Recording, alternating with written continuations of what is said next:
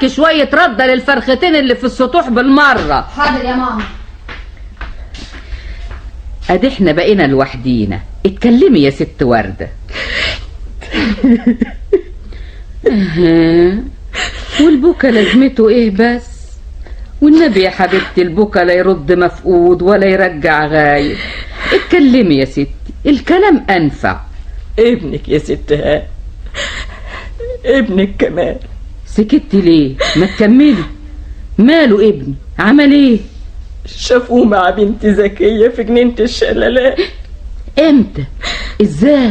من ساعة بس. مصطفى ابن المعلم علي جزر النقاش هو اللي شافه. يمكن بيكذب يا ست وردة، ولا يمكن بينه وبين كمال حاجة ولا محتاجة. أنا برضو قلت كده، لكن نقول إيه بقى في كلام الشيخ مكار؟ الشيخ مكر؟ والشيخ مكر ده يطلع إيه كمان؟ صابي عم محمد المصري المزين.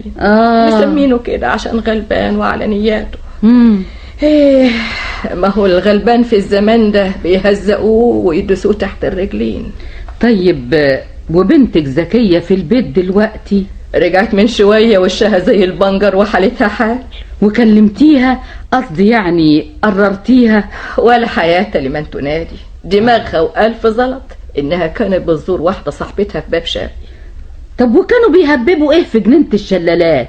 ما قالكيش ابن المعلم جزر ده ولا الشيخ مكر؟ قاعدين على كرسي خشب بين الأشجار. وعارفة أنهي أشجار؟ ها، اللي ورقها نازل لتحت وعم